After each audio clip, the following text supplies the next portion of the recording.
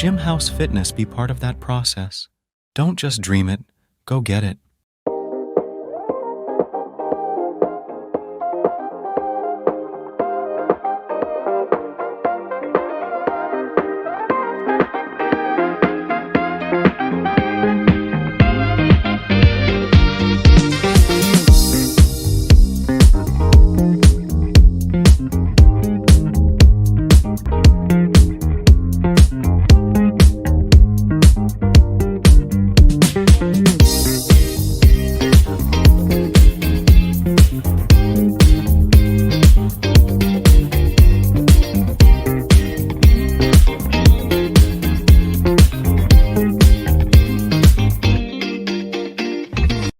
Hi guys! Welcome to Stress Busters! Ay, Ulit! Ano naman? Ako nga pala si Eunice. Zed. Mika. I'm Jasmine. I'm Andrea. Ang plastic. Ang plastic natin okay. Go. So ngayon, pag-uusapan natin ang stress, yung ano nga ba ang stress, paano natin to i-define, ano ba yung stress on a personal parang definition. So syempre, alamin din natin for today's video yung mga, kung meron bang positive or negative stress, Yung mga cause.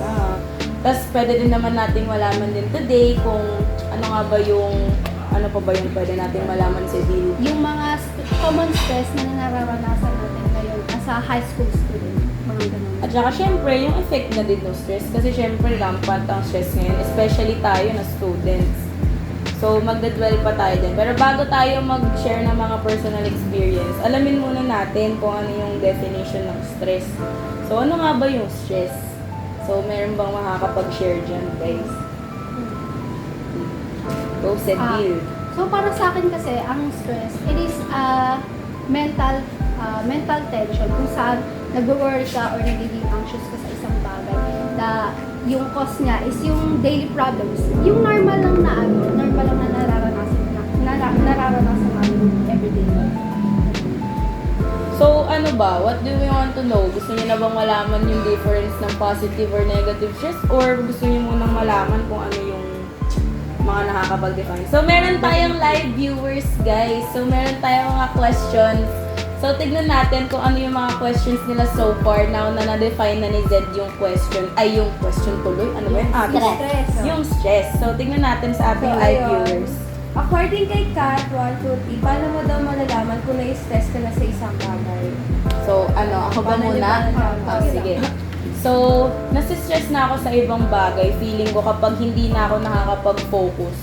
Kapag yung feeling ko na-overwhelm na ako, like hindi ko na alam. Kahit na alam ko naman na yung gagawin ko, pero hindi ko siya magawa ng efficiently. Kasi parang name-mental block ako or hindi ko nag-give yung best ko. So, feeling ko, nalalaman ko na stressed ako kapag kapag hindi na ako nakakapag-focus, kapag kahit na kinakausap naman ako ng matino, pero parang wala na akong nag-give na proper feedback, ganun.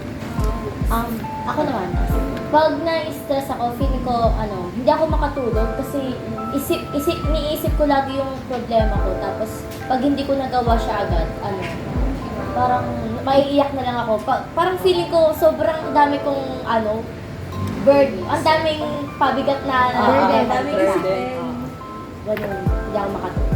Sino pa? Ikaw ba Sedil, yun? Eunice.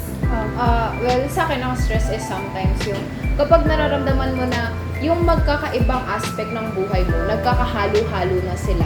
Tapos hindi mo na siya ma-manage na parang kung kunyari family problem, family lang siya, minsan nalalabas mo na siya sa friends, sa school, so gano'n.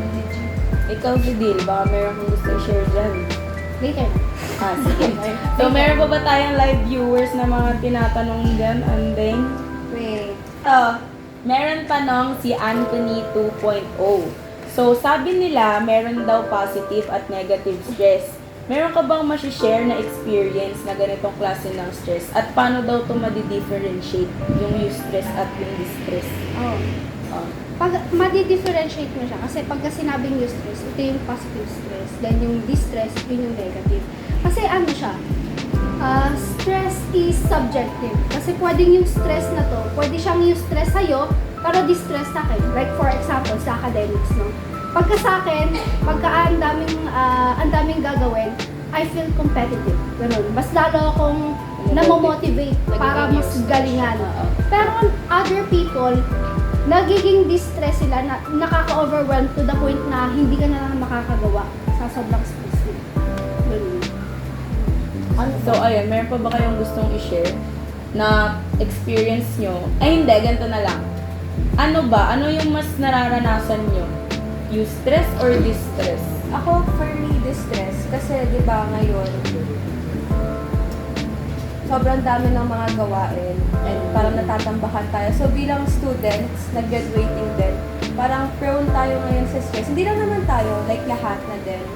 So, parang ngayon, ayun talaga, yung mas nararanasan. Kasi, ayun, katulad din na sabi ni Fabi, parang ang dami mong iniisip na burden, na mga pabigat. Kasi, kahit may matapos kang isang gawain, parang meron pang susunod. So, hindi, parang never-ending cycle siya. Ganun. Ayan. Meron dami ditong questions. Oh, sige, bago tayo mag-hop sa Ano? other question. Ay, nawala tayo sa... So, ito lang, gusto ko lang talaga i-rant kasi nababattle up talaga eh. So, ito.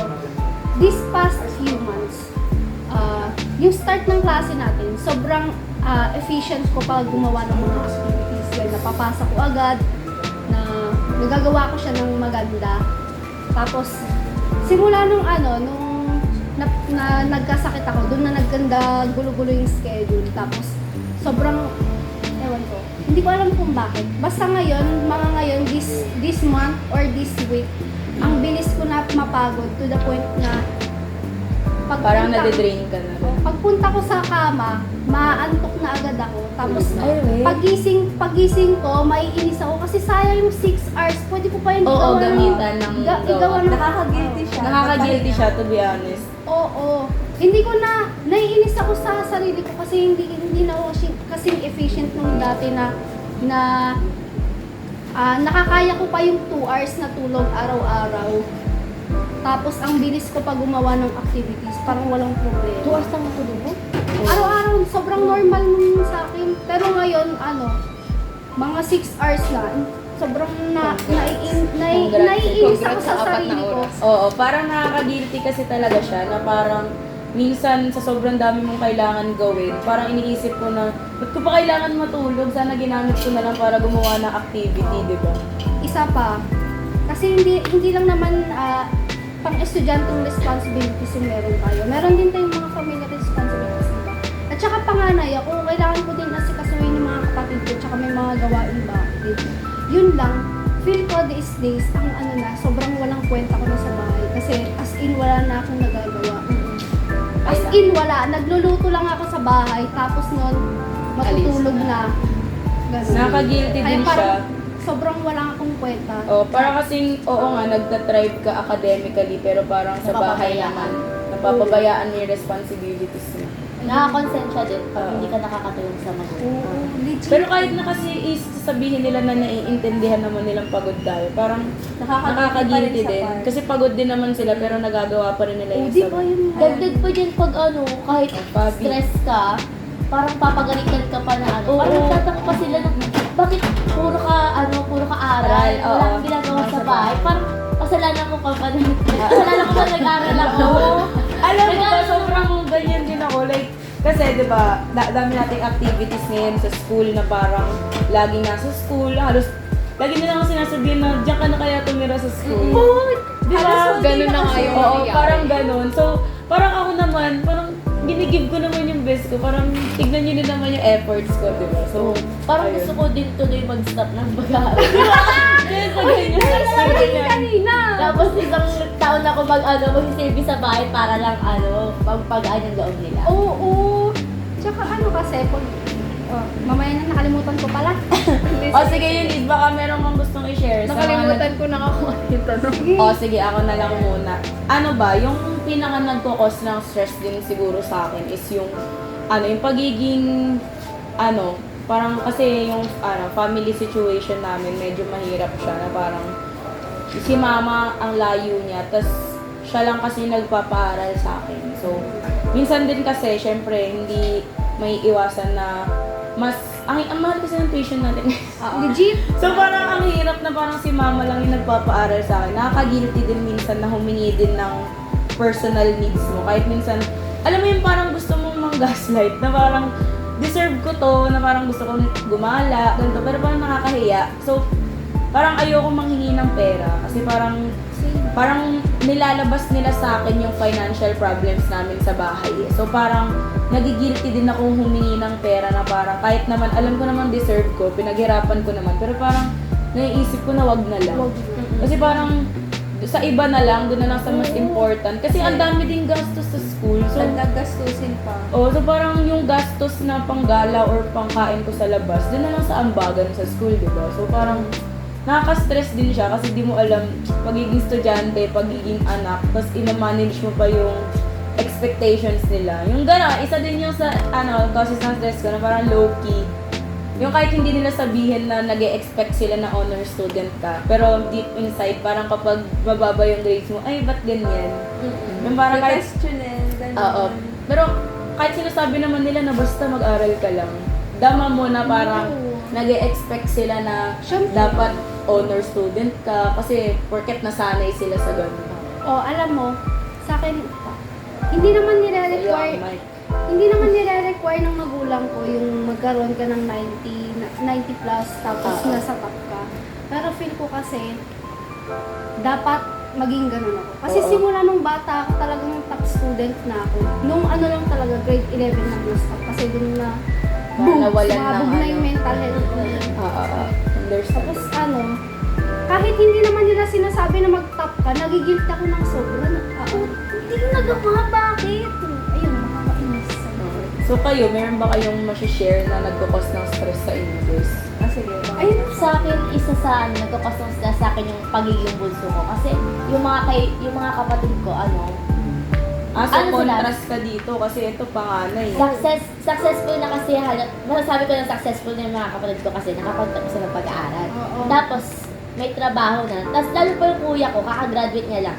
Cum laude siya. Parang nakaka-pressure lang na Na dapat ikaw ganun ganun din. din. Oo, kailangan maging ganun din ako. Kaya, aral ako ng aral para magawa ko yun. Pero pag hindi ko nagawa yung best ko, parang sisisihin ko talaga yung sarili ko. Kahit na basta hirap ako sa sitwasyon mo. Nagigets ko naman. Parang kahit na hindi naman kasi kino-compare, mararamdaman mo na parang Dapat nag-expect sila na ganun din. Kasi Kaya, nasanay na yun sila yung kinakatakot ko yung parang Ma-fail mo sila. mag-fail ako. Ikaw, So ano yung sa akin, kabalik ka lang nung kay Fabi naman. Tapos, same din lang kay Sadil na panganay. Kasi, kung sa kanya nagpe-pressure siya sa, yun nga, mga naging achievements sa mga kapatid niya na nakakatanda sa kanya. Ako, parang nagpe-pressure ako na yung magiging performance ko ngayon, ayun yung titignan ng mga kapatid ko na nakakabata. Kasi knowing na, yung isa kong kapatid nasa high school pa lang, tapos yung isa nasa Ellen. So, yung iisipin nila na tamang gawain when it comes to sa bahay, sa Ikaw yung school. role model nila. Ako yung nagiging role model. So, parang lahat ng ginagawa ko, parang Magiging iniisip standard. parang standard nasa isip yun. ko na kailangan ayusin ko kasi may mga bata akong may mga kapatid akong mas bata sa akin na baka isipin na, hala, ginawa to ng ate ko, dapat Gawin ko rin. Tapos, so, dapat yung mga gagawin ko nga, ayun, yung tama. So, Oo. parang sa part ko, nakakatakot gumawa or mistakes. ng mga mistakes. So, parang nakakatakot mag-take na risk or lumabas sa mga comfort zone ko. Ganun. Ayun. Ikaw, Eunice, baka meron kang gustong i-share. Ayun, since akin naman, magkaiba kasi kami ng kapatid ko, tapos talagang kahit na hindi ko sabihin, ina-assure ako ng magulang ko na huwag mong isipin yung may kapatid ka, kailangan mong mas maging magaling sa kanya. Ang nagiging problema ko is yung sarili ko na kasi competitive ako pagdating sa sarili ko. Tapos ever since bata, yung nagsisimula pa lang mag-aral, na-set na sa mga magpipinsan na, si Eunice, ayan yung nag-aaral talaga na batak, gano'n. So parang ikaw yung inaano na Ideal ka. child. Ideal child. Ayun ngayon, parang sinabi nila, pagtanda niyan, baka mamaya, magsasawa siyang mag-aral, tapos magiging bulakbol na lang siya. legit? Naririnig ko yan, yung kapag at an early stage, parang batak ka mag-aral, kapag daw dating ng college, Wala na. nagka-club ka na, yung gano'n. Papawiin mo talaga yung team wala sa charge. Kaya, hindi ko naman nararamdaman yung gano'n na kawalan sa childhood ko. Pero sa akin kasi parang, ayun yung sinasabi nyo, sige, ipapamukha ko sa inyo na hindi totoo yung sinasabi nyo. So, ang Grabe ka na, ate ko. nangyayari is, napapagod ako, pero kailangan kong ipamukha sa mga taong nagsabi sa akin na hindi mo kaya yan. Kasi, Pinupush mo. So, nade-drain ka, tapos nagiging stressful siya. Ayun. So, ayun. So, yan. Meron tayong question. Galing naman to kay _Sean Christopher. So, tinatanong ng ating live viewer, ano ba yung epekto ng stress sa atin since napag-usapan na raw natin yung mga nagkukos ng stress sa atin? Ano nga ba yung epekto nito sa atin at sa mental health natin bilang not only as a student, pero syempre as a daughter, as a person, yung whole being natin. Sino gusto mag-start? Okay. Let's go. Sa akin naman, cause, di ba? Hindi, yung effects na. Ay, epekto ng stress sa akin. Sa tingin ko pag, natutulog ako, pero, alam mo yung feeling na natutulog ka, pero feeling mo na hindi ka talaga nakapagpahinga. Oo, parang it's parang never enough. Pag gising mo, Oo. pagod ka pa rin. Oo, Hindi pa nagsisimula no? pagod na pagod talaga ako kahit matulog ako. Parang, sayang lang yung tinulog. We love you, sir. Sayang lang yung tinulog ko na ng kunyari 6 hours ganun. Kung Napagod pagkagising ko, pagod din ako, tapos wala akong energy gawin yung mga bagay na gusto kong gawin. Tapos pag matutulog naman ako, iniisip ko yung mga problema ko noon. Tapos minsan, napupuyat ako. Tapos Parang nag-overthink ka na. Oo. Pag nag-overthink ako, nawawalan ako ng energy, tapos hindi ko nagagawa yung mga bagay na basta tatamba ka na. Ganun. Maiksi lang naman yung sa akin, guys. Feeling ko yung effect ng stress sa akin. Feeling ko lalo ako hindi ko mas nakokontrol yung emotions ko. Kasi ako, aminado naman ako sa sarili ko na hirap talaga akong i-control yung emotions ko, lalo na pag stress. Kasi feeling ko nga may anger issues ako eh, pero, diba? Kasi parang, hindi po kami proud. Pero feeling ko kasi mas, ayoko pa naman yung kapag stressed ako, may napagbubuntungan ako kasi nagigilty ako right after. So, kapag, yun nga, yung effect sa akin ng stress is nagiging moody ako. Nakaka-guilty kasi parang naiintindihan mo rin naman yung sarili mo na stress ka lang. Pero yung effect nun di mo naman kasi alam, may effect din pala yung pagiging ganun mong klaseng tao sa iba. So, parang yung stability or yung parang state ko, nagiging dagdag stress din siya lalo. Kasi iniisip ko na, baka may na-hurt akong feelings. Kasi naging parang nainis ako sa kanya kasi nasistress ako. Minsan pa naman kasi, kapag sobrang stress ako, alam niyo naman yan, medyo naninigaw ako, yung ganyan, na ako. So, siguro yun din yung gusto ko mabago sa sarili ko. Kasi, gusto kong maging calm, gusto ko siyang ma-manage ng better. So, ayun, feeling ko yung main talagang effect niya sa akin is dagdag pagiging moody, just yung pagiging magagalitin or pikulin. So, sino next? Dagdag lang. Kasi, ganyan din tulad ng kay Amira, medyo may anger issues din ako. And sobrang nakaka-guilty niya nga. Kasi di ba, natural lang naman na magkaroon ng feelings na nararamdaman mo yung ganitong bagay. Pero, how you react to it, nakokontrol yun. Nakokontrol. Yung feelings hindi, pero yung how you will react to it, nakokontrol siya.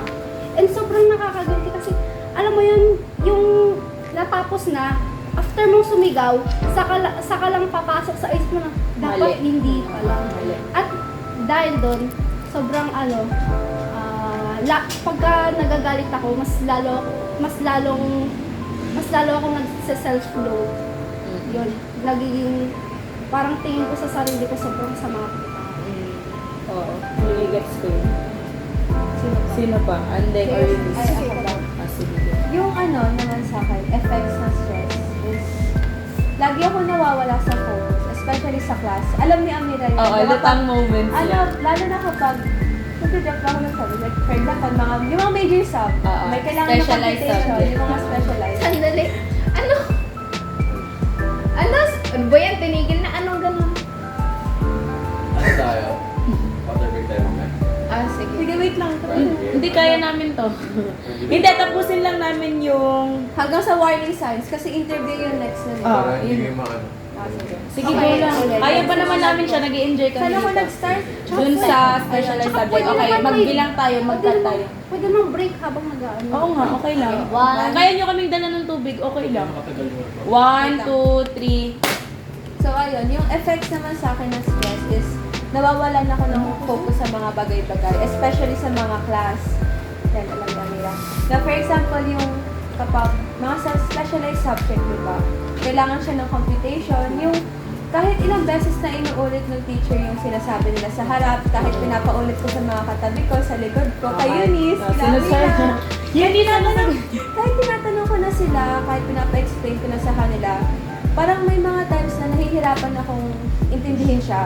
Kasi dati parang, nung grade 11, kapag in-explain na ng teacher, nagigets ko siya kaagad. Pero ngayon parang sobrang nahihirapan na akong sundan yung progress, gano'n, na parang, bakit gano'n na, ba't nahihirapan ako ganyan? Oo. Ayun. Parang, Nakikinig ka lang pero walang pumapasok. oo, Para parang siyang napasok nag-aano sa lang. kanila, lalabas sa kanila, ganun siya lagi. Ayun. Experience ko din. Di ba? Ikaw, Ikaw, Eunice. So ayun, katulad lang din nung sa kanya, ang nangyayari in simple words is parang binibeat up mo yung sarili mo over mistakes na nangyayari Na dahil normal sa stress. naman. Oo.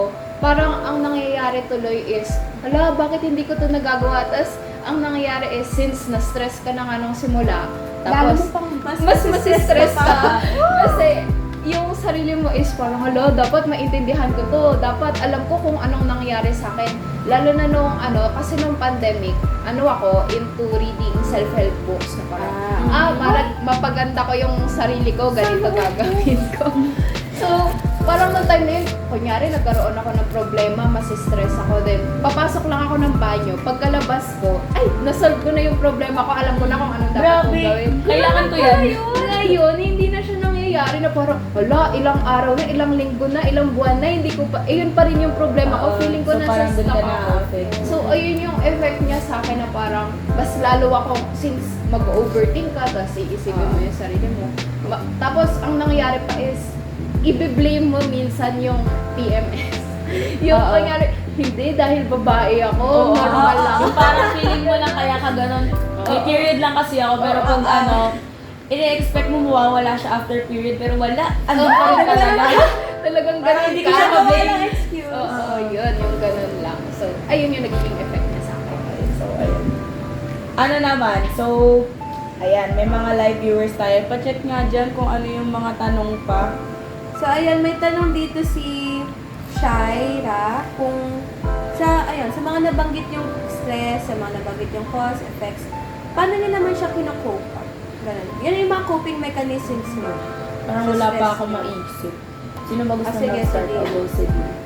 Coping mechanism sa stress. Ewan ko kung hindi ko alam kung positive or negative. Kasi minsan, may times na dinadaan ko na lang sa ibang bagay. Doon ko fino-focus yung sarili ko. Kasi mahilig ako magbasa ng manga. Tapos, ayun, nagbabasa na lang ako. Pero at the same time kasi, imbes na fini-face ko yung problem na yun, naiiwasan ko siya, lagi ko siyang tinatakbuhan. Imbes na pagkatapos ko dito, i-relieve yung sarili ko, pagtapos nito, isasolve ko na. Hindi. Walang ganon, tinatakbuhan ko lang siyang tuloy-tuloy hanggang sa maging dead end na.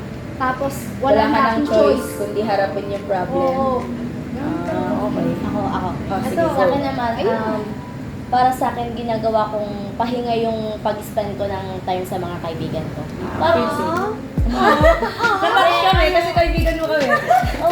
parang nakakagaan kasi ng loob na mag-spend ng time sa kanila. Lalo na pagkasama ko kasi sila, parang nakakalimutan ko yung mga problema ko ng pansamantala. Ganun. Tapos parang, feel ko lang na parang nako-comfort ako pag may ginagawa kaming bagay na Na-enjoyable. oo, yes, ganun. Actually, yung akin, same lang naman kay Fabi. Pero siguro, if spending time, siguro nagtotalk ako eh. Kasi hindi naman ako yung, although, aminin pa minsan sinasarili ko din naman yung mga stress ko and yung problems ko. Pero hindi ko naman ina-isolate yung sarili ko eh. Nagbe-vent din naman ako, nag-rant, which is I think is a healthy thing din kasi nare-release ko yung stress ko sa mga kaibigan ko. Sa family ko kasi, hirap ako eh. Feeling ko, kaya nakakapag-vent lang ako sa family ko kapag kahit yung friends ko din ako nabibigyan ng solution, yung mga gano'n. Yung pag-out ko, gano'n. So, feeling ko yung coping mechanism ko is talagang yung pag-vent sa friends ko, sa girlfriend ko. Feeling ko last resort ko na lang yung family ko kapag yung wala na akong yung kapag talagang hindi ko na alam kung paano tulungan yung sarili ko, yung feeling ko, yung maha-harm ko na yung self ko kapag gano'n. So feeling ko, ay trigger warning po, hindi po gano'n. Pero ayun, feeling ko, yung coping mechanism ko talaga is yung to vent, rant, at saka tulog kain. Kasi I love food. Yeah. Wait lang, dagdag. Yung sa venting, ginagawa ko din siya minsan, pero hindi ko siya magawa sa mga ka-close ko. Ang ironic. Pero di ba dapat pag ganun nagbe-vent ka sa ka-close mo? Kasi doon ka comfortable eh. Sa akin hindi. Kasi pagka sa ka-close ko, di ba, mas mataas yung concern and ayokong na-i-stress sila na kasama ko. Kasi nagigilty ka na parang. Oo, feeling ko nahihila ako sila pababa. Na-stress sila kasama ko. Kaya yung ginagawa ko, kumakausap ako ng mga strangers or mga hindi ko ka-close, tapos doon ko nilalabas. Kasi, Mag-omigel ka din. sarado na pala. Tsaka kaya para sa akin, mas madaling mag-open up sa mga hindi ko ka-close. Kasi, bakit? Di naman tayo close. Di mo kailangan maging concerned. Pagtapos na ito, Kasi hindi ka na nila i-judge. Di ka ma-judge kasi bakit? Kakilala mo ba ako para alam mo kung ma-judge mo? Wala ka namang alam sa buhay ko eh. Nagsasabi lang naman ako ng problema. Kaya ang dali-dali lang pagka-stranger. Gets ko rin naman yun. Nagkaroon ako ng face na ganun. Na parang, nag-o-omigil talaga ako na parang kapag di ako makatulog, 2 a.m. ganyan. Uy, gano'n. Sino pa? Ayun, i-explain ko lang yun. Kasi nakakatawa, yung una, nadali mo na family na, alam mo, hindi ko rin na-realize sa sarili ko, na family na nga lang yung last resort ko. And sila dapat yung unang susupport sa akin. Na parang, Ang hirap kasi. oo. Parang ang nangyayari kasi sa amin, parang bawal naman magsabi as much as possible sa mga kaibigan since yung magulang ko, very, sila, parang kailangan mong i-protect yung information mo kasi baka mamaya i-blackmail ka nila. Ganun. So parang, akin, masyado akong madaldal, lalo na sa mga kaibigan ko. Ang nangyayari, sinasabi ko yung mga hindi ko dapat sabihin. Tapos kapag nalaman nila, bakit mo sinabi ang ingat mo? Ganon. So, nakakagulat. Ayun, parang, dali mo nga. Ikaw naman, nakakatawa. Kasi dati naisip ko na, oo nga, ang hirap mag-vent or magsabi ng mga problema mo sa mga tao na nagki-care ka. Kasi minsan, may mga opinion sila na, since nagki-care, parang pinapahalagahan mo yung opinion nila. Kapag nagsabi sila ng something na masama, parang mas masakit pa kaysa sa sasabihin ng ibang tao. Kaya ganun. Pero, ayun, coping mechanism, balik tayo. Ay, Sige lang. sa coping mechanism mo. Sa coping mechanism ang akin, since, ayun nga, pinagbabawal as much as possible, restricted yung pagsasabi sa mga friends. Ginagawa ko, gino-journal ko na lang siya. O kaya, ang dami kong Google Documents na, Ganun ka kasi person. na Tamad parang- kasi ako, wala akong time mag-ganun. hindi naman, kasi minsan nakakatamad din magsulat, di ba? Oo. Tapos akin, ayoko pa ng blank lang yung notebook. Gusto ko, naka-journal sila na may stickers, may paintings, gano'n. Ang sipag naman niya mag-cope. Kaya, ayun, parang kasi nakakadagdag distractions siya. So, sa Google Documents, ayun, nakakatuwa siya kasi, parang SKL lang. SKL. Meron akong, kasi very hopeless romantic. So, ang nangyayari, parang, Wattpad mo. na parang ang nangyayari is, ay, para sa future person. Alam mo, nakagawa na ako ng 50 pages. Wow! Para sa kanya. Tapos nakakatawa kasi yung huli kong ex, parang hindi siya mahilig magbasa. Pero binasa niya. So, ayun. Sorry. Ganda lang ako. So, ayun, balik tayo sa coping mechanism, sorry. Ayun, nakakatuwa siya kasi hindi mo kailangan isipin na i-judge ka ng ibang tao dahil sarili mo lang yung magbabasa. Tapos, pagdating sa future, kapag binasa mo yung mga nasulat mo dati, matutuwa ka kasi sa sarili mo kasi, ay, naging problema ko yun. Tapos nalampasan mo siya. Ngayon, okay na. Oo, tapos parang may isip mo, every time na magkakaroon ka ng problema, character development lang siya. Tapos, ayun yung way para mas maging better person ka in the future. Ganun. Ang galing naman ate. Wait lang, may dadagdag lang ako saglit. May dadagdag lang ako saglit. Feeling ko din kasi kaya yung ano tawag dun? Ang dahil kaya nagiging last resort natin yung family. Kasi, di ba, nabanggit dati ni Sir Aldrin na yung during, adolescence tayo, di ba? oo. Adolescence tayo, we tend na mag-rely sa peers. Mas nagkakaroon tayo ng mutual understanding. Kasi iba yung perspective nila eh. Feeling natin kasi siguro ma-judge nila tayo. Kasi, syempre, hindi naman natin may iwasan. Feeling ko makaka-relate yung mga maraming teenagers na parang, ano ba yan? Sa ganyang bagay, nasa-stress ka na. Kami nga, nung araw namin, yung mga gano'n.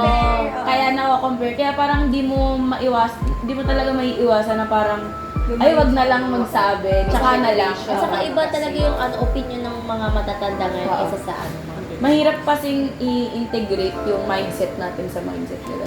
Ikaw, ano? Ako? Ang hirap naman sundan ng kayo, Nis. Na-pressure ako din. Okay lang yan. Ayan, na-stress na ako. Kung mostly sa inyo, ayun, binevent out, sinusulat. Ako mostly kapag nasa-stress ako, ina-isolate ko yung sarili ko. Kasi siguro part na rin sa akin yung pagiging people pleaser. Gusto ko, ibahin syempre. Ang pangit naman ng gano'ng ugali, no? Although normal naman yun. Pero hindi siya okay na gano'n talaga naman. Pero anyway, ayun nga.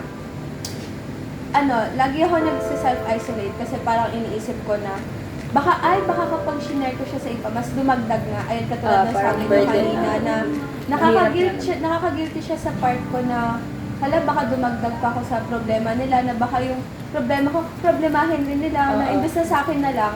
So parang, ayun, habang nagsa-self-isolate ako, syempre, nagsa-self-reflect din ako na parang iniisip ko, ano ba yung pwedeng gawing solusyon sa ganong problem, na hinahayaan ko yung sarili ko to feel those emotions. Kasi once na isinantabi mo siya, parang mag-iipon siya eh. Oo, Umiipon siya, oo. Tapos kapag pag yun na yung sumabog, mas malaki yung mahirap. epekto niya sa akin, sa mental health ko, gano'n.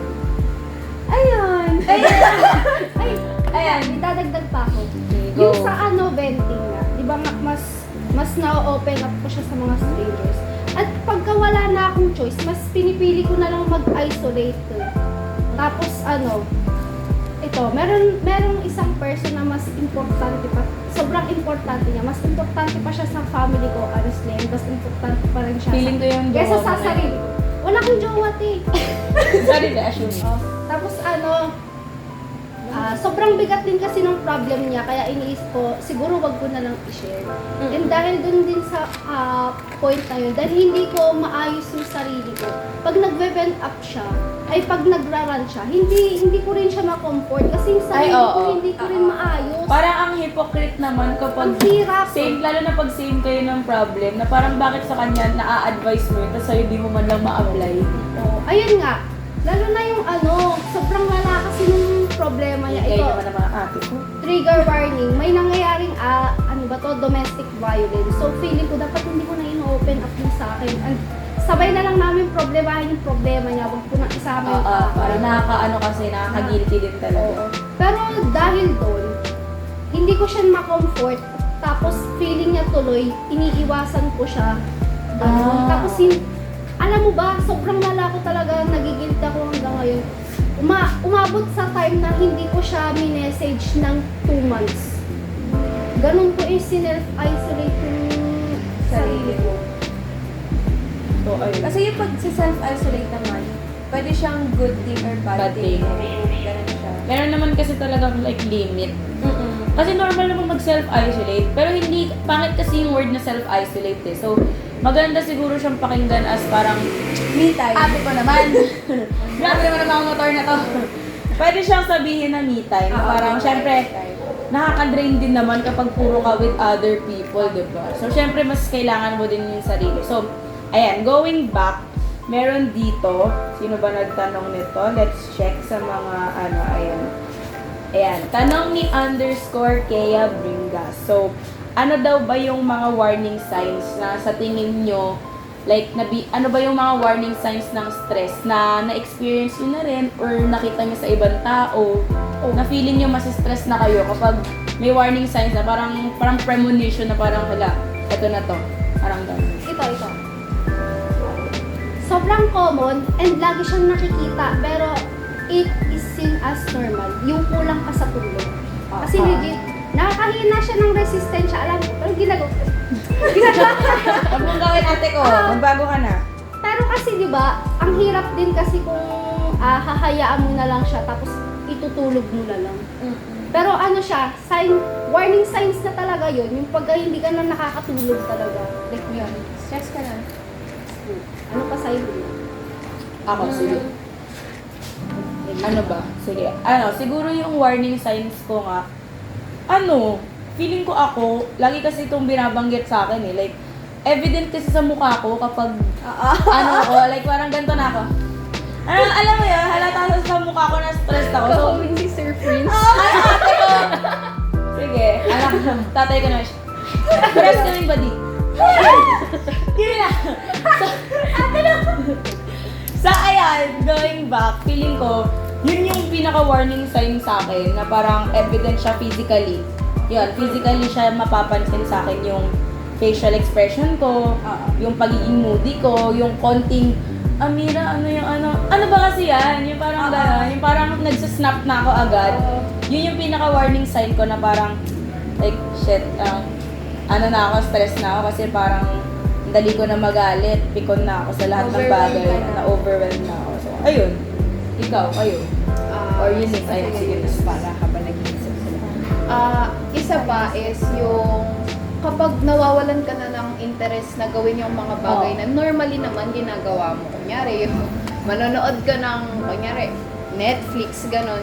Parang, yung iisipin mo palang na gagawin mo na siya, nakaka-drain na. So, akin pa naman, parang Parang sa akin siyang kasi- requirement. Oo, parang, kasi kapag stress ka, magandang makahanap ka ng way to distract yourself, di ba? So, ang nangyayari, imbis na may makadistract pa sa akin, mas lalong napapahiga ako sa kama ng mag-isa. Tapos, mas malungkot. So, ayun, ang dami-dami pa namang hobbies na minsan, ay, ito gagawin ko para mas maging productive yung pang-cope.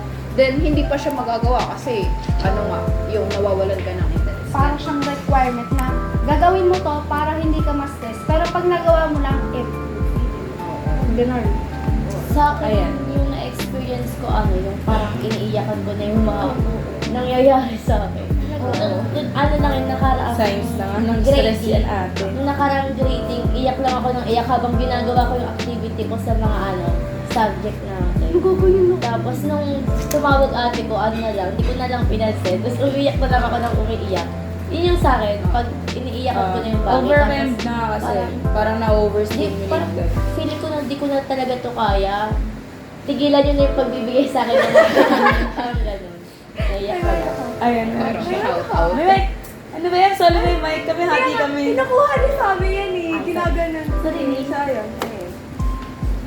Sa akin yung warning signs, siguro kapag, same nung kay Eunice na nawawalan na ako ng gana na gawin yung mga bagay na dati may passion ako gawin. Like for example, isa din yung parang nagpaplano ako gumawa. Like for example, pag-uwi ko ng bahay, papahinga ako 30 minutes, tapos yun, gagawin ko na yung mga schoolworks ko. Tapos ang ending, once na nakahiga na ako na parang, ayoko na.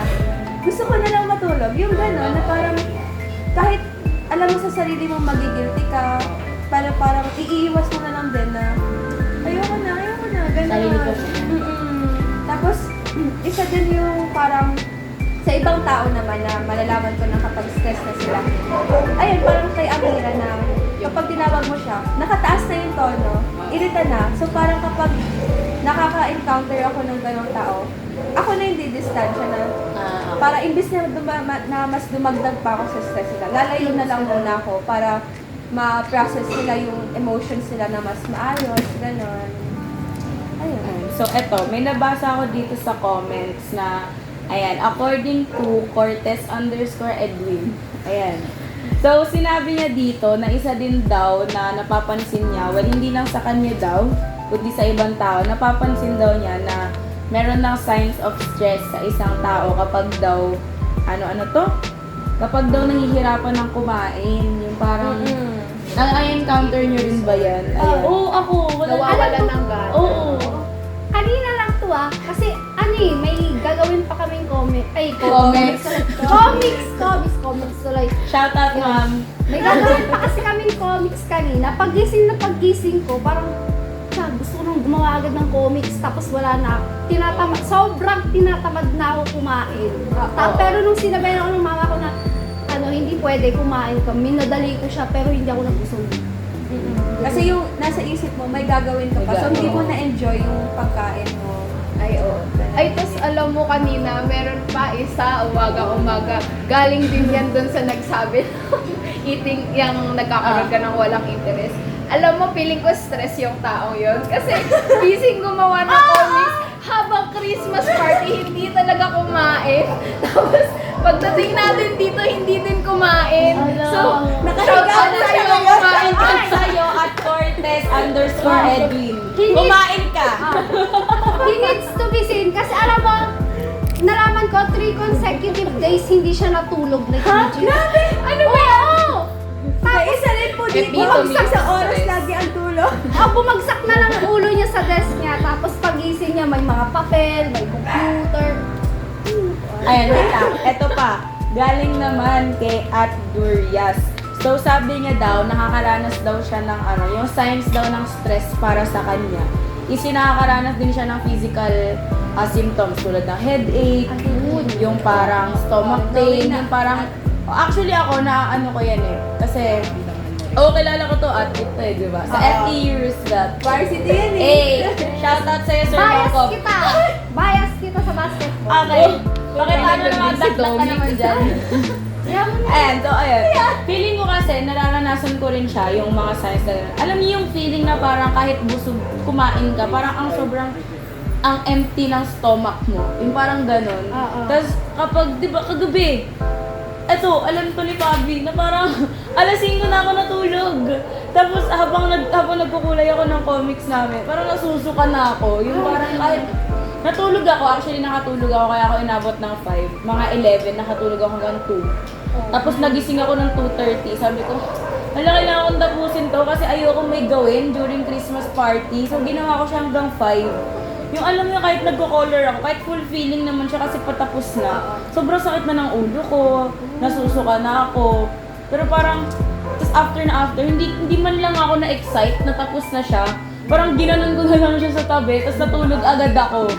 So parang ayun, feeling ko na yun yung mga signs na parang dapat din nating i-consider na parang kapag napapansin mo yun, parang don't be afraid din siguro na mag-seek na ng help.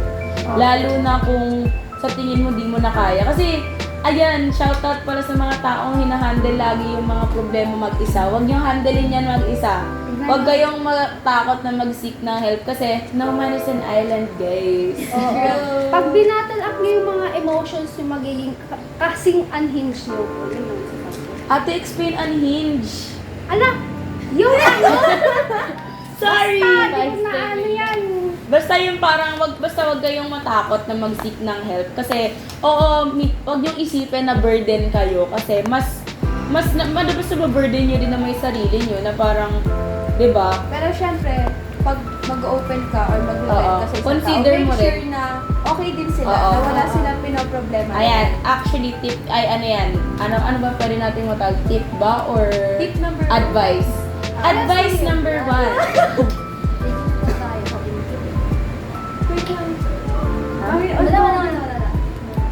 Ayan, 2, 3. Ayan, advice number 1. So, ayan, before kayong mag-vent sa isang tao, syempre, be considerate enough din na i-ask muna kung stable sila enough para i-hear yung vent mo. Kasi, yun nga, malay mo, may problema din sila. Dun papasok yung consideration. Pero kung alam mo naman na libre lang naman sila and you know to yourself na in-ask mo naman sila kung stable sila, huwag kayong mag-guilty na mag-vent. Kasi, kung kailangan nila, kung sila nakakapag-vent sa'yo, syempre, kailangan mo rin na mag-vent sa kanila. Kasi syempre, bago mo isipin yung ibang tao, syempre, isipin mo rin muna yung sarili mo. Oo. Pero ano, ito, dagdag ko lang. Pero huwag kayong mag-assume na siguro wag ka na lang mag-vent kasi meron silang problem. Ay, hindi mo pa nga alam eh. Nag-a-assume ka lang. Overthinking ka agad eh. Overthinking. Kahit na ako sa ate ko. Pero ayun, yun ang dadagdag. At saka guys, kung kayo yung mga type ng tao na bibigay advice, isipin nyo rin muna sarili nyo kung kung okay kayo.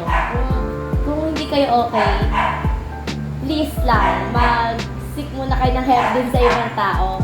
Kasi, hindi ka pwedeng mangalaga ng isang tao kung hindi ka okay. Oh, baka kasi hindi maging genuine yung outcome ng magiging advice mo. Kasi, ay, nakatulad din ang sabi ni CD, paano ka mag-a-advise sa isang tao kung sa sarili mo, hindi mo siya ma-apply. Ganon. So, ayun. We will be back, guys, dahil merong expert, pinsan ng ating live viewer na meron daw i-share na something about stress na makakatulong sa atin. Kasi syempre, kami lang naman to, guys, so wala pa kami masyadong alam. Ito lang kami. So, na-experience lang based on personal experience. So, ngayon naman, magda-dive tayo ng more info dun sa expert, dun sa nakakaalam talaga, and dun sa nag-aaral talaga ay nagpo-focus sa mental health and stress. So, ayun, we will be back after a short break!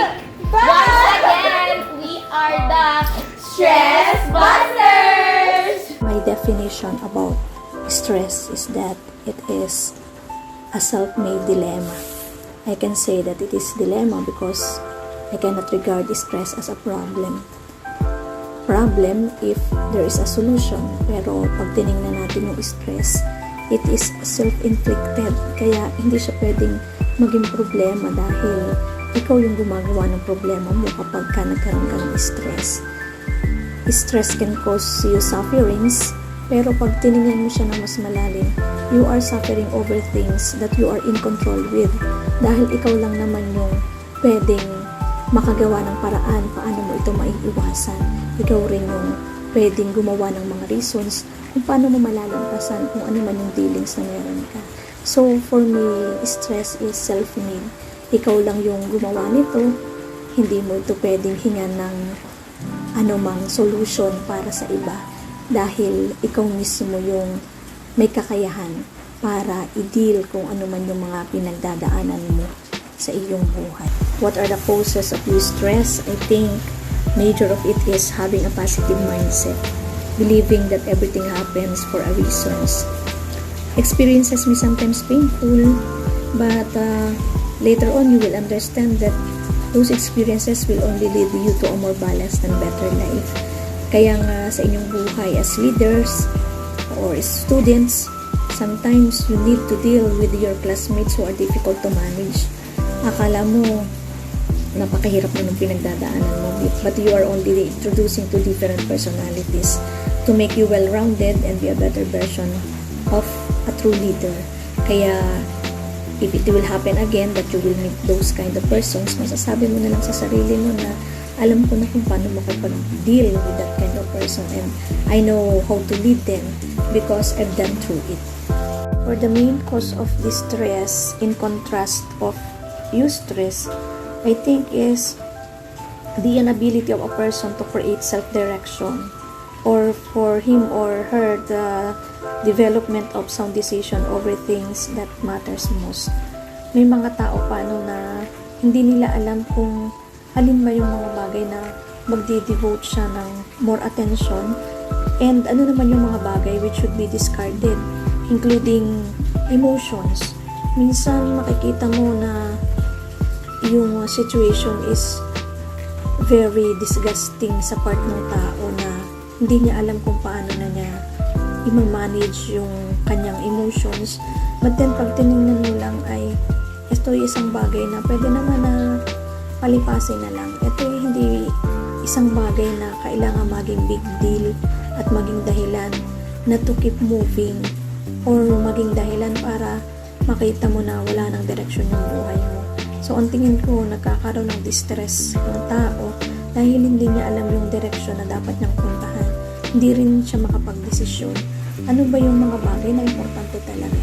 Pag hindi yan importante at hindi naman magiging helpful in my part as a person or magiging beneficial not only for me and for others, especially for my family, sa inyo naman as students or for your studies, if it's not beneficial, why not discard it? Or why not having too much attention or too many time that you will waste on that particular scenario or kung ano man yung pinagdadaanan ninyo sa buhay.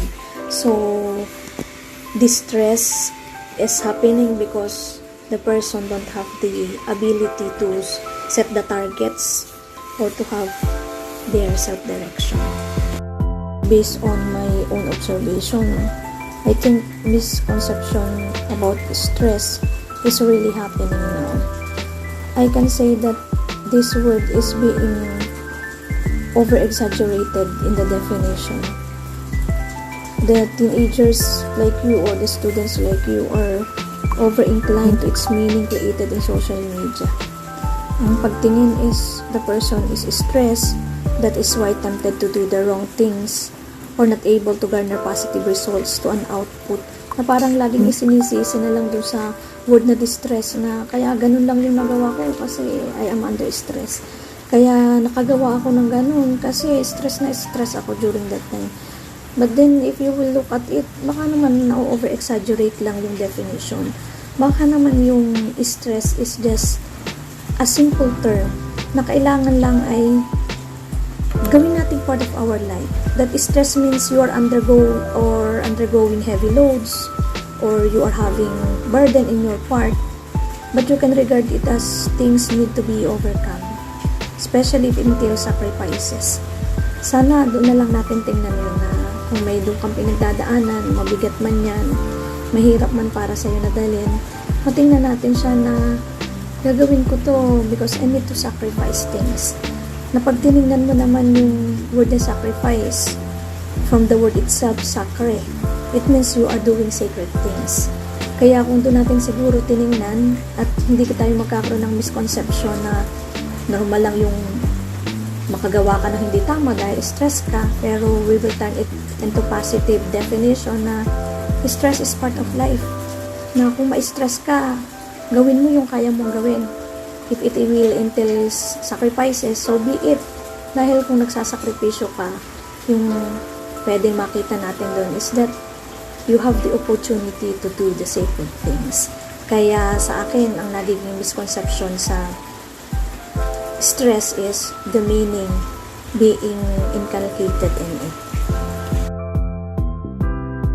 What is the causes or what are the causes of stress among students like you? I think is having the attitude of being a passive individual or being a kamwat-me person. Yung tipong walang pakialam kung ano nangyayari. Kung ano yung meron, hindi yun lang. Walang pwedeng gawin, walang pwedeng effort na exert para kung ano man yung dapat makuhang target ay ma-accomplish ng maayos sana or mag-exceed pa into the expectations. Pwede rin naman na you are having stress because of procrastination. Ito yung palagi rin nagiging attitude na sige hanggat may time pa, di ko muna gagawin yan. Hanggat meron pa akong time for my leisure hours, yun muna yung nagiging priority. Kaya, mamaya na lang nagising, ubos na pala yung oras ko. Kaya, kailangan mag-double time ako ngayon. Mamaya, mararamdaman mo, hindi mo na alam ano yung dapat mong i-priority, ano yung dapat, ito yung aside ko muna kasi ito na yung dapat kong masubmit na project ngayon. Wala na pala kong oras. Naubos na pala, nag-overlapping na pala yung activity mo.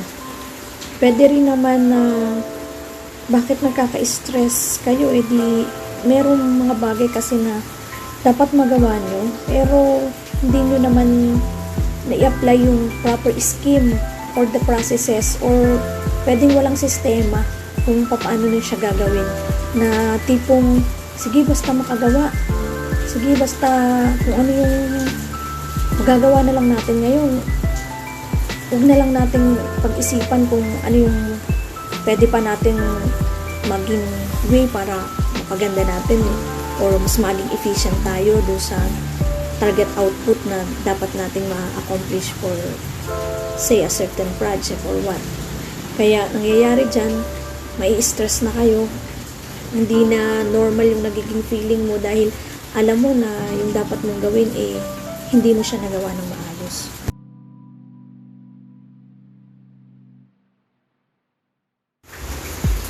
What is the coping mechanism that I can suggest for you to combat stress or be able to deal with the stress in life? Siguro yung ginagamit ko din na principle na climbing your mountain one step at a time, na kahit gaano karami yung ginagawa, alam ko na kailangan isa-isa lang, hindi pwede na punuin ko yung mindset ko kung ano-ano yung lahat ng yun. Naka-jot down lang siya. Let's say, for the week, kung ano yung dapat na matarget ko, naka-jot down lang siya, pero isa-isa natin siyang i-accomplish. At tingnan natin doon sa checklist, alin yung dapat na magawa ko for this time, alin yung pwedeng hindi muna ngayon, pero will definitely be done later, dahil baka naman mamaya hindi mo na siya magawa pero magkaroon ka ng mga missed opportunities. So, climb your mountain one step at a time and have self-celebration even for a small accomplishment. Laging kausapin yung inyong sarili at magkaroon ng self-reflection. Kahit konti lang yung na-accomplish, congratulate mo yung sarili mo for the job well done.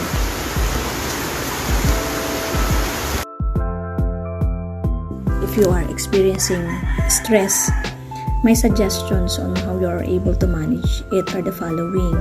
Number 1 is for you to know your core gift.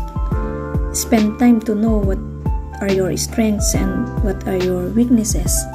Kasi in knowing your strength, dun mo malalaman what are those things that you can do alone. Kahit mag-isa ka lang, basta alam mo, kayang-kaya kong gawin tong bagay na ito. At alam ko sa sarili ko na I can garner positive result even I will do it alone. So no need to be stressed in doing things that you can do in the best way that you can. But then if you know your strength and at the same time you know your weaknesses, matutulungan ka rin para alam mo sa sarili mo when is the time that you need to ask assistance from others, na may mga bagay na hindi mo na dapat spend ng too much time and effort kasi alam mo sa sarili mo kahit anong gawin mo, yung mga i-exert mo dito na time and effort mo will not compensate para makagawa ka ng mas maayos or much better na result dahil alam mo nga na hindi yun ang forte mo. Kaya knowing your strength na ito yung mga bagay na palaging pag ginawa ko, kunwari sa group activity, nakita mo, kailangan para mayroong mag-narrate. Kayang-kaya kong gumawa ng mga ganong write-up. So, volunteer for it. Dahil alam mo na kapag nagawa mo yung bagay na yun, nakikita mo na laging very positive yung result. Pero pag biglang napa-assign sa'yo, ikaw yung pinagagawa na magre-require for creativity at alam mo, hindi naman ako ganun ka-creative. So, you better ask for your group mates the assistance at sabihin mo na hindi mo talaga kayang pag-isahan yung ganun, that you need somebody to help you or to do those things dahil alam mo sa sarili mo na baka mamaya nga ma-stress ka lang dahil magpipilit ka hindi naman yun yung ability na meron ka. Kaya you know your core gift, alam mo kung alin yung kaya mo at alin yung hindi, mas less yung magiging mong stress kung paano mo gagawin yung mga bagay na kailangan nga ay magawa natin maayos.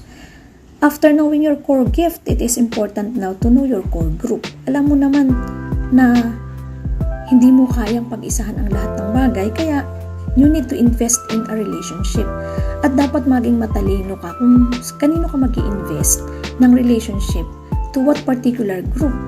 Alam naman natin na laging marami ng study na naikandak na nagpo-prove talaga na kung kanino ka nag-surround ng sarili mo, kung sino yung naging flock mo na nakakasama mo palagi, 99 to 100%, yun din yung magde-define kung ano yung pwedeng maging outlook mo sa buhay.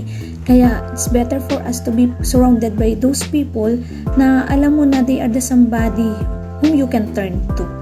They will help you no matter what. Sila yung mga tao na laging handang mag-assist sa'yo. Kung meron kang pinagdadaanan sa buhay, you will not deal with it alone dahil sila yung nandyan palagi. Hindi ka nila papabayaan na mag-isa ka.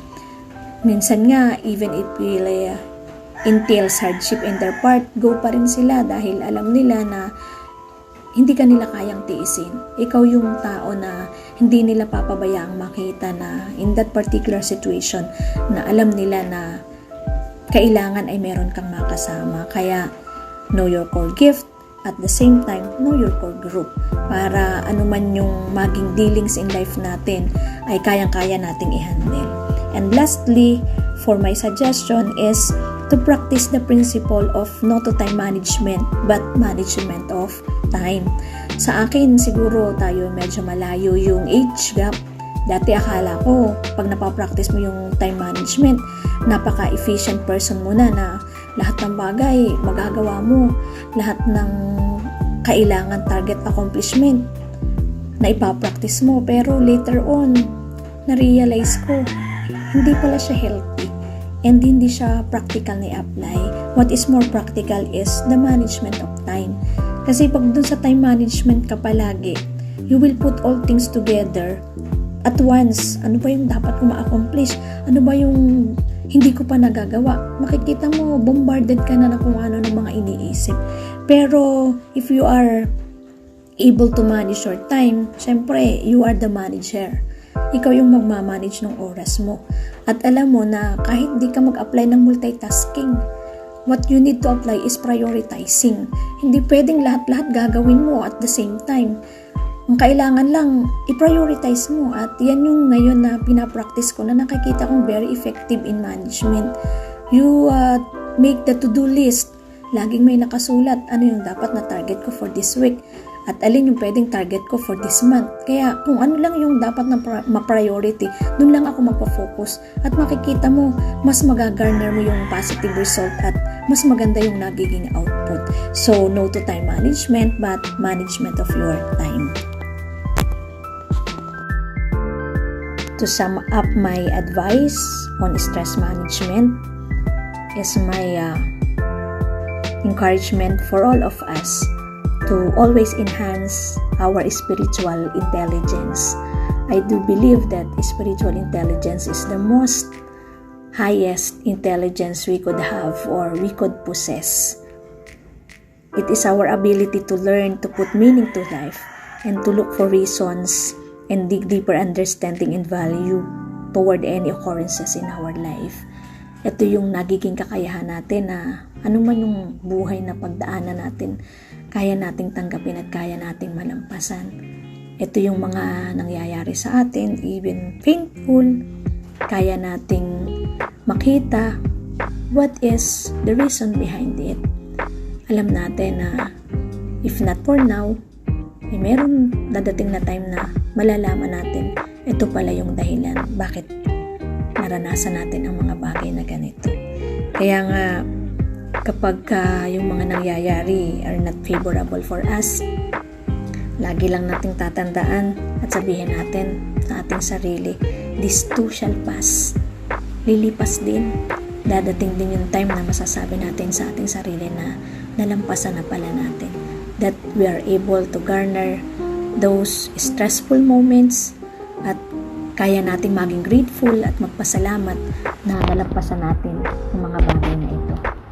So, thank you very much for having the opportunity to share with you my thoughts.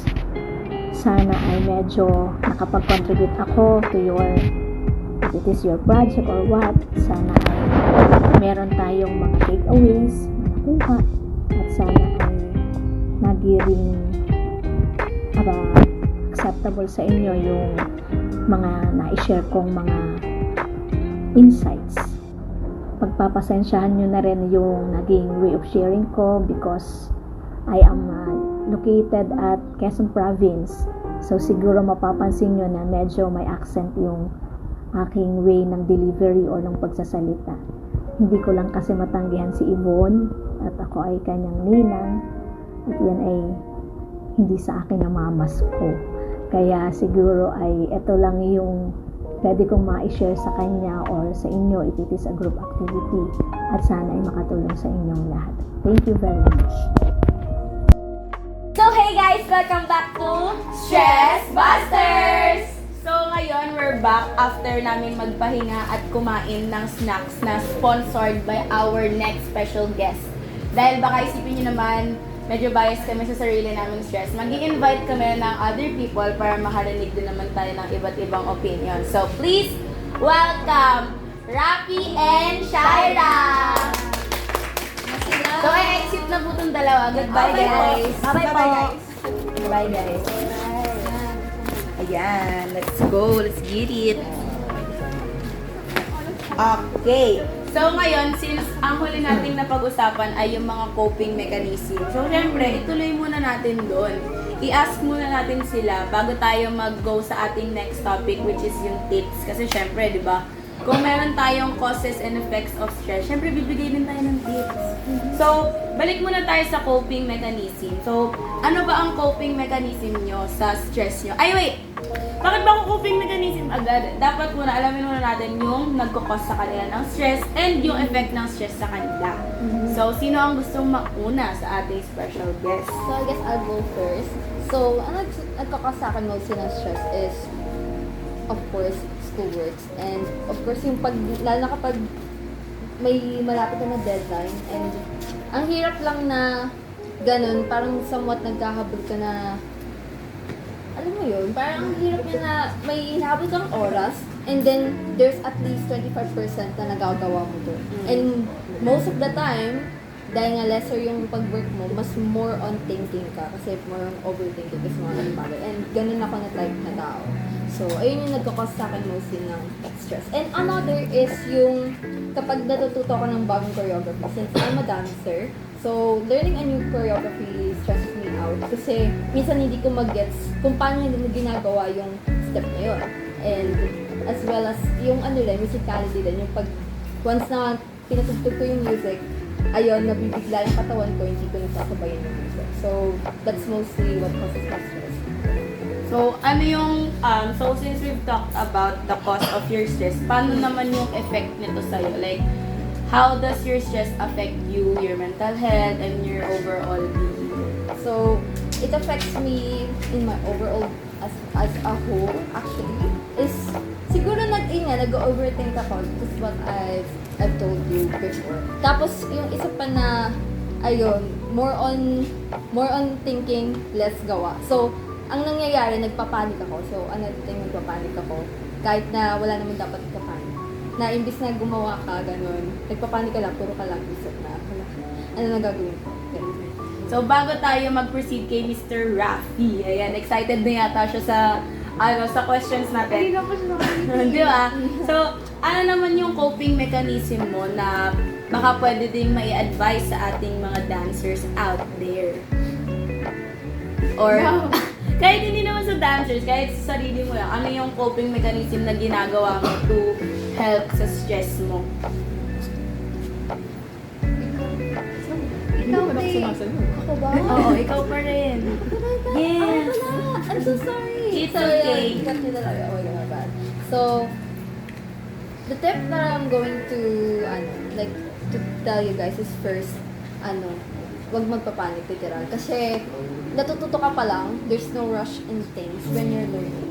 So, kapag gano'n na natututo ka ng isang bagay and na-overwhelm ka, dapat, isipin mo na lang na nasa learning phase ka pa and you should never, pressure yourself na dapat perfect agad, na dapat gets mo agad yung flow ng sayaw or yung flow ng ginagawa mo. Dapat alam mo agad na nasa criteria to, so dapat kailangan agad yung gagawin ko ba.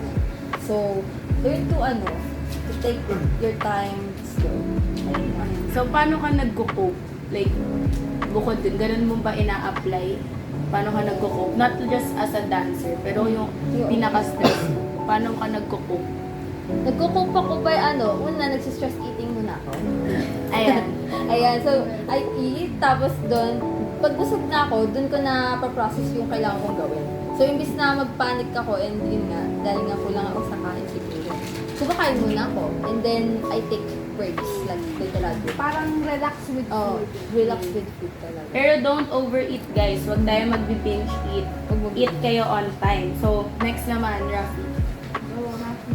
Anong, yung nagkakos talaga sa'yo ng stress? Go. Go, Rafi. Kaya mo yan. Okay. Kapag sa stress. Sasalit.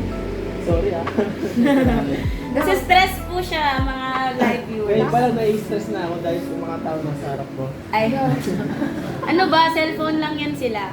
Go.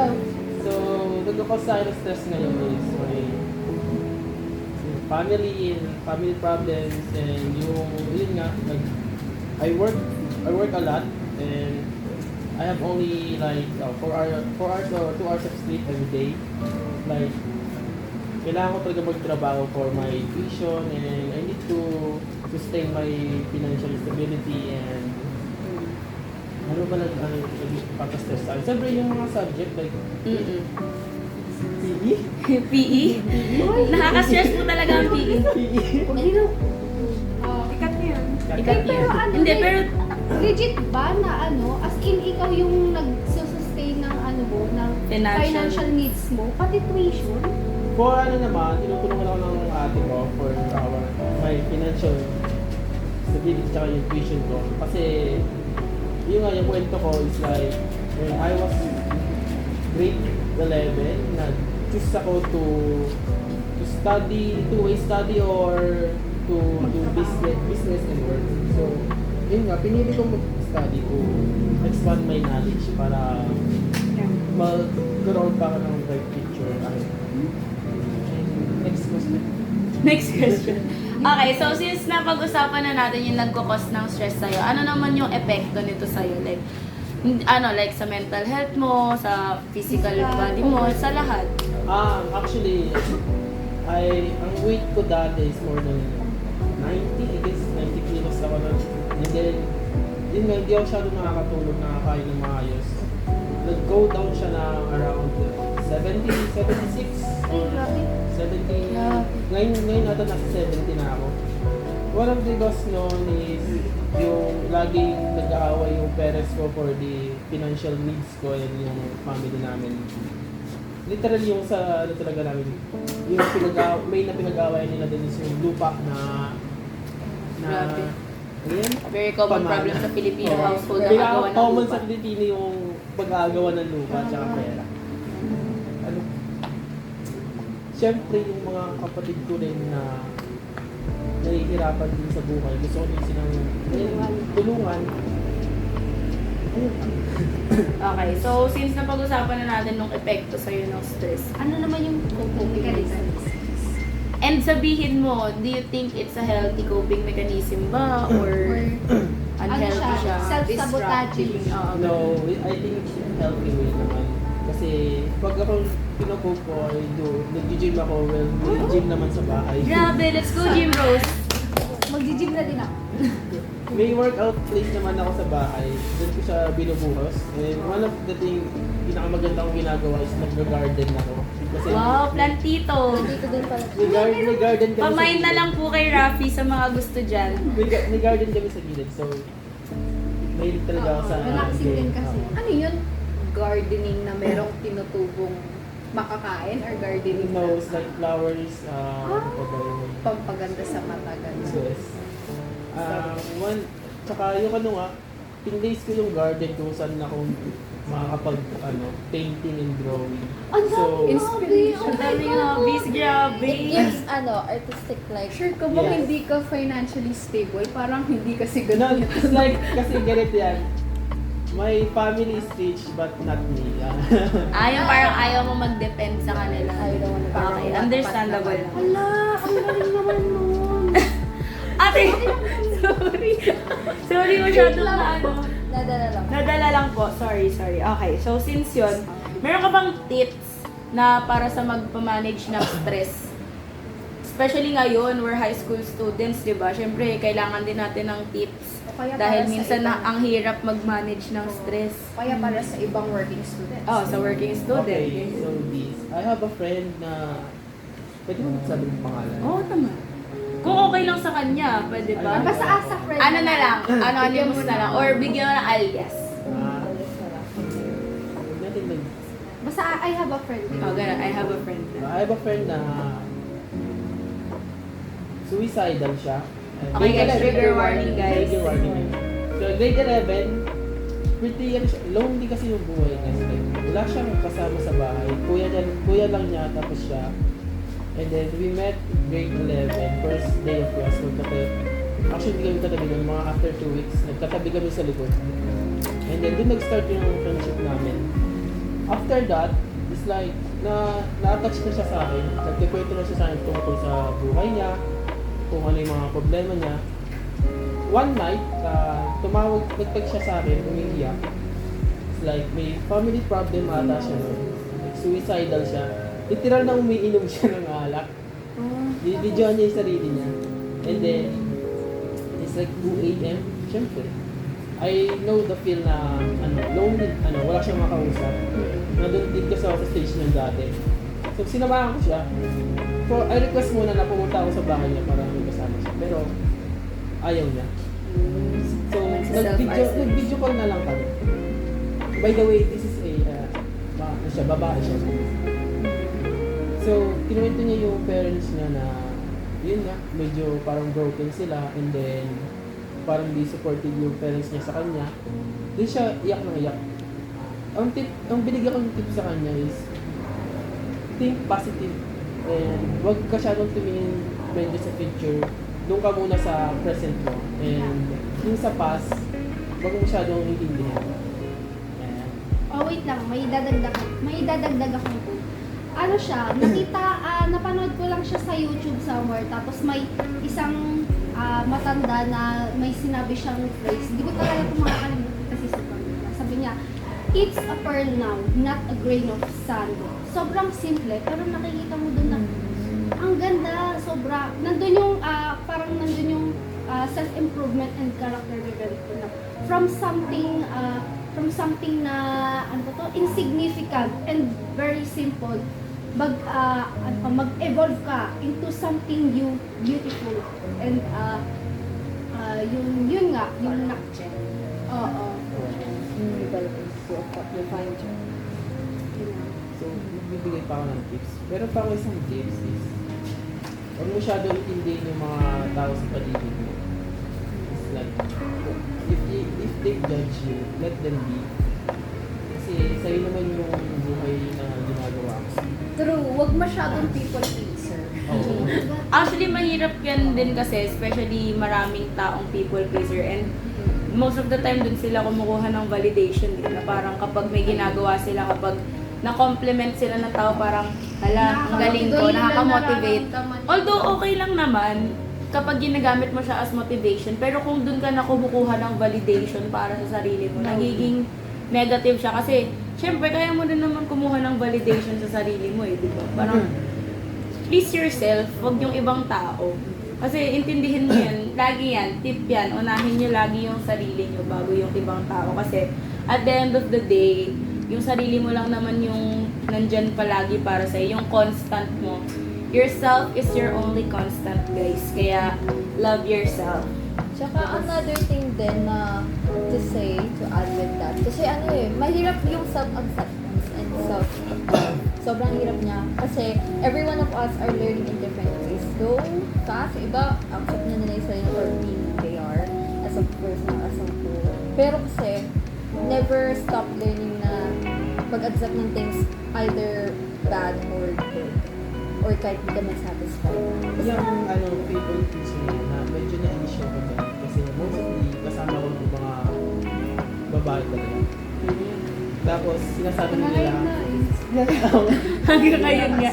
Pero mag-isip ka kasi, sinasabi nila parang binaboy best friend ko dyan. No! Sinasamahan ko lang sila kasi they need someone to decide. Wait, tsaka safe ka talaga yung vibes mo, okay ka. na eh. Okay ka. Uy, wala na. Wala na. Kinikilig na yan si Rafi. Hindi, kasi feeling ko parang masyado siya naging norm na parang pag isa kang guy sa puno ng girls or isa kang girl sa puno ng guys, parang sinasabi, lalo na kapag girl na nasa puro boys, sabihin nila, hala, one of the boys, parang, ano ba to siya? Girl best friend, parang atake nito, parang ganun, parang nililabel nila as pick me, which is very wrong, kasi, although, honestly, may ganun naman talagang tao, pero hindi mo siya pwedeng gawing stereotype na parang ganun agad. Just because yun yung stereotype nga, hindi mo na pwedeng i-label. Kasi syempre, huwag ka man judge. Tapos kapag ikaw ginudge, ay, hindi ka ganun. Okay, so ayun na. So, thank you po sa ating special guest na si Shaira and Rafi. Palakpakan po natin sila kahit nandiyan kayo sa live. Ayan, so, we will now welcome back. Ayan na mahinga sila guys. Andeng and Fabi. Hi guys. Okay. Ayan. Thank you po sa ating mga guests sa pagbahagi ng kanilang ano ba? Hanggang wala sa kanilang mga experience, kung ano nga ba yung mga effect ng stress sa kanila, ano yung nagkukos, at yung mga coping mechanism nila. So ngayon, since ang huli nating napag-usapan ay mga tips na ating mabibigay sa tao, especially during high school, ano nga ba yung tips natin para mag-manage ng stress? Para sa inyo naman, since ang tinanong natin kanina ang ating special guest, para naman sa inyo, ano yung mabibigay yung tips para mag-manage ng stress? Ay, Go. so, sa amin kasi sa bahay, merong nakasulat na quote, sa ref, na para, motivational quote. oo, na, ang nakalagay doon is, stress comes from things that you ignore, na hindi mo naman dapat ini-ignore, kasi ang nangyayari is, madalas procrastination. So, as someone na nag-aaral or gumagawa ng mga tasks, kailangan nating, minsan talaga marami sila, pero ayun nga, hindi naman kasi porket marami sila, hahayaan mo na lang silang mag-pile up. Kailangan mo din silang i-acknowledge. Hindi mo sila dapat takbuhan kasi, alam mo yun, takbuhan mo sila, babalik at babalik pa rin sila sa'yo. Ayun lang. Ayan, go. Ang sa akin naman, gusto ko siyang ma-apply sa sarili ko, pero ang hirap kasi. Pero ito talaga yung tip na gusto ko para din ma-apply ko sa sarili ko. Yung mag-vent up sa mga taong close sa'yo. Para din mapalalim yung relationship mo. Lalo kayo maging close, nandun yung understanding para walang misunderstanding, naiintindihan ka talaga niya na kaya ka ganito, ganyan, kasi ganyan, gano'n. Tapos, hindi nawawala yung closeness. Kasi gano'n yung nangyayari sa akin ngayon, kaya hindi tumatagal din talaga yung mga friendship. Kasi once na naging close na ako sa kanila, titigil na ako mag-open up. Kasi feeling ko parang mali eh. Tapos lumalayo hanggang sa dumating sa point na hindi ko na sila makakausap. Then, wala na, tapos na. Yun na yun. Ako naman yung tip ko always maghanap ng time na magpahinga kasi pag tuloy-tuloy mo lang na ginagawa yung mga gawain mo o di kaya mga responsibilidad mo, di kaya yung mga gawain mo talaga na ayaw mo gawin, hindi mawawalan ka ng energy na na gawin mo. Bibigat lang. Kaya always magpahinga po kayo. For sure meron naman talagang time na magpahinga. Balance lang. Ako ba? Sino mo muna? Ako. Sige. Para sa akin, tip lang, ayun, me time talaga, na parang no matter how stressed you are, or kung gano'n man ka-stress yung nafe-feel mo, lagi mo talagang bibigyan ng oras yung sarili mo, kasi once na hindi mo nabigyan ng oras yung sarili mo, parang wala na, hindi mo na alam kung anong gagawin mo ma-overwhelm ka na sa mga bagay-bagay. Tapos, ayun, isa din yung parang hayaan mo yung sarili mo to feel those emotions talaga. Ayun talaga yung pinaka-tip ko kasi parang ayun nga, pag na-feel mo yung emotions mo, parang mas na-understand mo yung sarili mo, tapos parang mas nare-realize mo na, kapag ganito yung problem, alam ko na kung paano ko siya isa-solve. Diba? Ganun yan. Nasabi na bang yung tip yung seeking help? Hindi pa. Ayan, feeling ko yun yung pinaka-tip na pwede kong maibigay, especially sa ating adolescent stage. Dahil yun nga, napag-usapan natin kanina na minsan, feeling natin burden yung problema natin sa ibang tao. Don't hesitate. Tsaka wag yung isipin agad na pabigat kayo sa ibang tao just by venting out. Kasi wala naman talagang masama sa pag-rant or sa pag-vent. Yun nga, basta always kapag magsasabi kayo, yun kasi yung sinanay kasi ako ng friend ko na gano'n eh. Kapag mag-vent siya sa akin, lagi niya akong tinatanong muna na kung stable ba ako enough. And sometimes tumatanggi naman talaga ako kasi parang paano ko siya mabibigyan ng comforting words or paano ko siya mabibigyan ng advice kung ako mismo wala ako sa ulirat, like hindi ko kaya na kasi naka-mindset ako na parang gusto ko mapag-isa, mag-me time, gusto ko mag-reflect sa mga nangyayari. Ayun, yun din, isa ding tip yun sa pagsisik ng help and ng advice. Always ask muna yung pinaghihingan niyo ng advice or ng help, kung okay lang din muna sila. Kasi syempre, yun nga, dun papasok yung pagiging parang, yung self-awareness din, and yung hindi lang self-awareness, yung awareness sa buo na parang kung okay ba siya. Kasi kung hindi siya okay, syempre, maghahanap ka ng ibang tao, di ba? Kasi, syempre naman, siguro naman, hindi naman isa lang yung friend mo. Or kahit kung hindi mo talaga kaya mag-seek ng help or maghingi ng advice kasi hindi mo talaga kaya.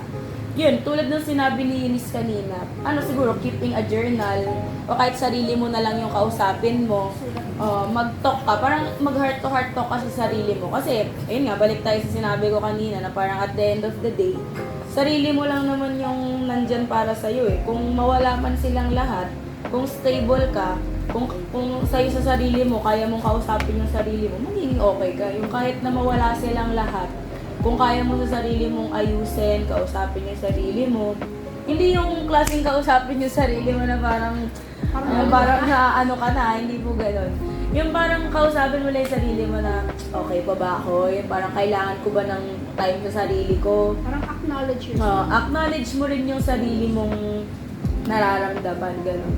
Basta ayun, kung ang summary lang naman ng advice ko is huwag yung sarilihin and huwag niyong i-pile up yung problema niyo. Like, lagi kayong maghanap ng, ng outlet na pag-releasean niyo nung problema na yun. Hindi lang naman sa ibang tao, pwede din naman mag-mall kayo, diba, tulungan mo yung sarili, mag-shopping kayo, shopping. Mag-cafe kayo, yung basta, relieve yourself, i-please mo palagi yung sarili mo. Like, not just through other people, pero as yourself din. Kasi syempre, kapag yun nga, at the end of the day, kapag masaya ka sa sarili mo, hindi mo kailangan ng ibang tao para So, ayun, to further justify yung sinabi mo, na kailangan mong tanungin kung okay lang ba yung tao na pag-trauma dumpan. Kasi meron I know a person na ganon, kaibigan ko siya na, imbis na mas maging deeper yung connection niya dun sa person na nagtanong na, pwede ba akong magsabi sa'yo ng bagay? Na hindi niya naman talaga in-acknowledge na, tinanong niya, kamusta ka? Pero dumiretso din siya dun sa, sasabihin ko sa'yo kung ano yung nararamdaman ko. Imbis na makatulong sa kanilang dalawa, mas nagkaroon pa ng broken relationship yung friendship nila kasi parang grabe ang inisip ng taong yun is grabe naman tong taong to, tinanong niya pa ako, wala naman talaga siyang pake sa nararamdaman ko. Diretso siya sa trauma dump niya. Ganun yung nangyari. Kaya kailangan mo talagang magtanong muna. Awareness din talaga. Tsaka yung parang magpigil ka rin. Tapos yung sa outlet naman, kasi ayun, parang science lang yun, na kapag kasi kinimkim mo lang ng kinimkim, sasabog ka at some point na magkakaroon ka ng burst. So, mas magiging chaotic yun kapag ganun. Mas maganda nga, kahit pa paano, unti-unti mong ile-let out yung mga nararamdaman. Ayun lang. So, may gusto lang akong i-share. Lang siya, isisingit ko lang. Kasi dati talaga nung pandemic, yun yung parang doon ako naging butterfly, pero butterfly na, ipis. At iba yung transformation talaga naging... Ipis to butterfly, grabe. Hindi, butterfly to episode. Ah, grabe. Naging worst person ako nung pandemic. Kasi yung mga bagay na dapat hindi ko na naisip or hindi ko napapansin sa sarili ko. Nagbigay siya ng enough time para ma-realize ko yun, yung mga bagay yun. Ay, kaya pala ako ganito, ganyan dati. Tsaka naging isa rin sa factor yung yung nagsa-self-study ako ng psychology. Kasi sobrang interesting ng human behavior and human mind. And habang nag-aaral ako ng psychology, ang dami kong nadidig na rabbit hole. Ang dami kong nadidiscover sa sarili ko na ni-wish ko na dapat sana hindi ko na lang nalaman. Kasi self-diagnose. Oh, wait, yan din. Yan yung sinaano ko na parang, isa din tip yan guys, don't self-diagnose. Huwag niyong sabihin na depressed ako. Like, kung sa tingin niyo meron kayong signs na pagiging depressed, seek kayo sa professional help. Huwag kayo mag-self-diagnose dahil lalo lang yung nakaka-stress knowing na, hala, what if depressed ako? What if may ganito akong disorder? Mas Tsaka- lalo siyang nakaka-stress. So, ayun. Tsaka Sorry. ayun nga, yung may nadidig akong rabbit hole, tapos nare-realize ko na, kaya pala ako ganito, ganyan, kasi nung childhood ko, ganito, ganyan ako. Tapos dumating sa point na, yung sinasabi kong friend ko kanina, yung most important person of my life, siya, ang start talaga ng friendship nun is trauma bonding. Grabe. Big. Angas. Trauma bonding talaga.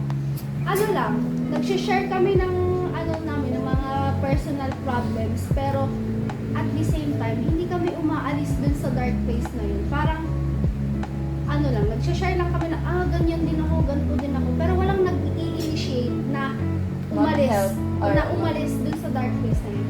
Pero one time, may nangyari na yung sobrang lala na talaga ng situation niya, na yung trigger warning, Trigger warning guys. na nag-aawa yung parents niya, yung nagsasakitan, as in domestic violence. Tapos, kasi yung papa niya, cheater na, openly nagdadala ng babae sa bahay. Tapos yung nanay din niya, whore, dati lang, doon niya nakilala, tapos doon din sila nabuo. So, sobrang lala ng family situation niya. Bubugbog yung mama niya, tapos sobrang taas ng respeto ko sa kanya kasi sobrang galing niya sa academics, ang galing ng vocabulary niya, ang lalim, tapos ang lawak, gano'n. Tsaka naging ko rin siya, naging study buddy, nagkaroon kami ng healthy competition. Tapos ganun pala yung nangyayari sa bahay niya. Tapos one time, merong yung umiiyak siya, tapos nag-revent siya sa akin. Tapos bigla niyang sinabi na, tatapusin nila daw. Sabi ko, sige, legit, tara. Ginaganon ko siya, parang as a joke. Kasi Pero- akala mo di naman seryoso. Pero pero nung na-realize ko na, gagawin niya talaga ata. Grabe nga kasi yung time na na-realize ko, ang bilis ng kabog ng dibdib ko yung naririnig ko yung heartbeat ko, tapos nagkakaroon pa ako ng adrenaline rush na gusto kong pumunta sa bahay niya, tapos stop, gaganunin ko siya. Yun talaga yung moment na yung very pinaka first time na hindi naman trust, pero yung umasa ako sa adult na masisave niya yung ganong situation. Ay, sinabi ko sa mama ko na. Kasi nung time na yun pala, nung sinabi niya sa akin na na gusto niya nang tapusin lahat, ayun, nag-flash sa isip ko yung yung mga iba't ibang way paano mag-suicide. Kasi iniisip ko sasama na lang ako. Kasi hindi ko kaya nung wala siya. Anong gagawin ko? Wala siya. Ganun. Nag-isip na ako ng iba't ibang way.